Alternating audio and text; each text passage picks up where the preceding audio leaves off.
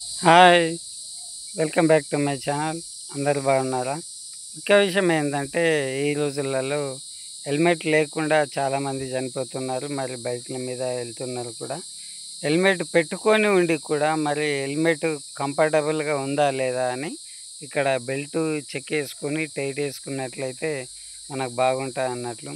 మనం పడ్డా గానీ హెల్మెట్ మన తలపై నుండి ఎగిరిపోకుండా టైట్‌గా ఉండి పట్టేసుకుంటానని నేను అంటున్నాను.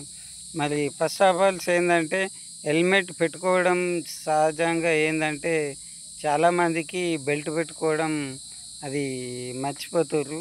హెల్మెట్ ఉంటే చాలు గదా! ట్రాఫిక్ వాళ్ళకు, పోలీసు వాళ్ళకు ఈ బెల్ట్ తోటి పనేముంది అనేసి అనుకుంటుర్రు. కానీ అది వాళ్ళ కోసం గాదు. అది మన కోసమే జెప్తున్నారు కాబట్టి ప్రతి ఒక్కళ్ళు గ్రహించాలని కోరుచున్నాను. మరి ముఖ్యంగా ఏందంటే, మరి ఒక్కరికే హెల్మెట్ ఉండకుండా, మరి మన తోటి స్నేహితులే గాని, మన భార్య గాని, మనం ఎన్నుకున్నామనుకోండి, ఆమెకు కూడా హెల్మెట్ ఉంటే బాగుంటదనుకుంటున్నాను. ఎందుకంటే, మనం సడెన్‌గా మనం స్పీడ్ పోయినప్పుడు సడన్ బ్రేక్ ఏసేసినప్పుడు డ్రైవర్ నడిపిచ్చే వ్యక్తే బండి మీద ఉంటాడు. మన ఎనుకున్న వ్యక్తి పోయి బండి ముంగడ పోయి పడతాడు. ప్రమాదం ఉంది. మరి అతను మరణించే ప్రమాదం ఉన్నది. మరి దెబ్బలు తాకే ప్రమాదం ఉంది కాబట్టి, మరి ఇద్దరూ హెల్మెట్ పెట్టుకుంటే బాగుంటదనేసి నేను అంటున్నాను కాబట్టి, మరి అందరూ గమనించి ఆలోచించగలని కోరుచున్నాను. మీరనుకుంటూ ఉండొచ్చు, వీడేందిరా బాబు ఒక్క హెల్మెట్ పెట్టుకోవడమే మాకు కష్టమైతుంది. ఆ హెల్మెట్‌ని కూడా ఇది ఇది ఏంది ఇది యాక్టివ్ హోండా లోపల పెట్టి మేము అక్కడ ట్రాఫిక్ పోలీస్ ఉన్నాడని అన్నప్పుడు తీసి నెత్తి పెట్టుకొని పోతున్నాము. ఇంకా ఈ రెండో హెల్మెట్ పెట్టుకోమంటాడేంది అని మీరనుకుంటుండొచ్చు. కాదు. రెండో హెల్మెట్ పెట్టుకోవడం వల్లనే మనకు సేఫ్టీ.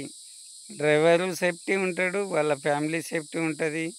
మళ్ళా ఎనక ఉన్న వ్యక్తి సేఫ్టీ ఉంటాడు. వాళ్ళ ఫ్యామిలీ సేఫ్టీ ఉంటది. మరి నువ్వెక్కడికన్నా వెళ్ళు.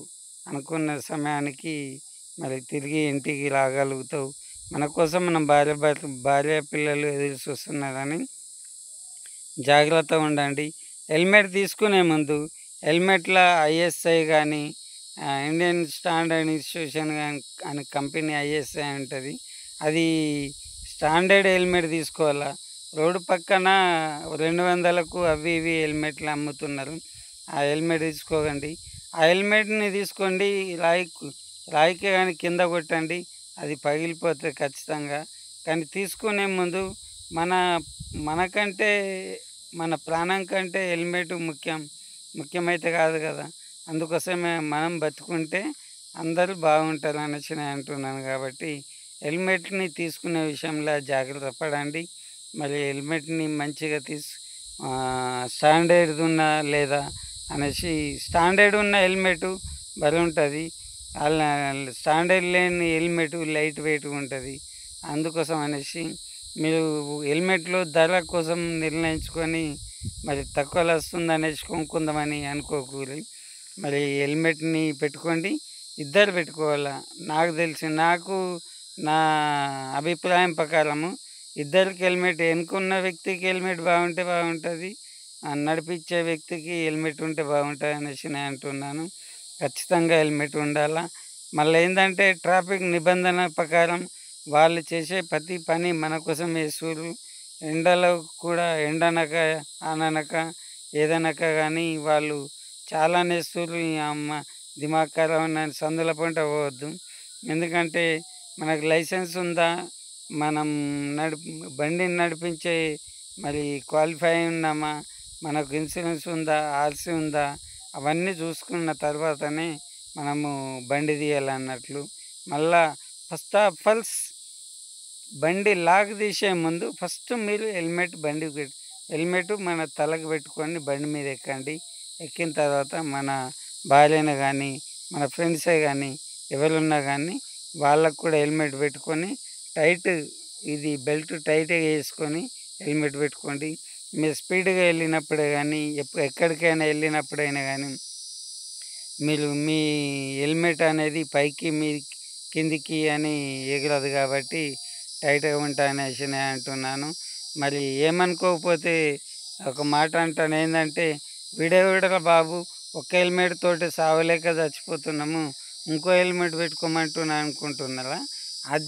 ఆ సంఘటన జరిగినప్పుడు ఒక్క హెల్మెట్ది, 2 హెల్మెట్ది అప్పుడు హాస్పిటల్‌లో కొన్నప్పుడు తెలుస్తది కాబట్టి నేను అంటున్నాను. మరి జాగ్రత్త పడండి. హెల్మెట్ పెట్టుకోవడం వల్ల ఎంత సేఫ్టీ ఉంటదో మీరే ఊహించగలుగుతారు. మీరే అంటారు. అప్పుడు నేను యాదికొస్తాను. అందులో నేను కూడా భాగమే.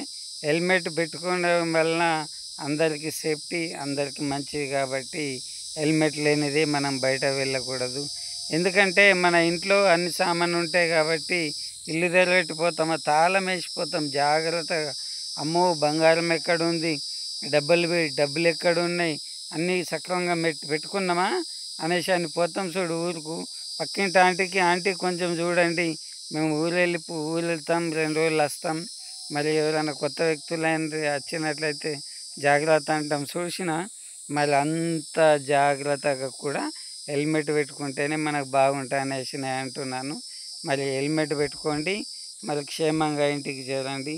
మరి ప్రతి ఒక్కరు నడిపించే వ్యక్తి అయినా, వెనుక కూకున్న వ్యక్తి అయినా హెల్మెట్ పెట్టుకోవాలనేసి మరి గవర్నమెంట్‌కు విన్నవించుకోవడం జరుగుతున్నది. ఇంకా జరిగింది కాబట్టి నేను విన్నవించుకుంటున్నాను కాబట్టి ఇద్దరు హెల్మెట్ ఉంటేనే బాగుంటుంది.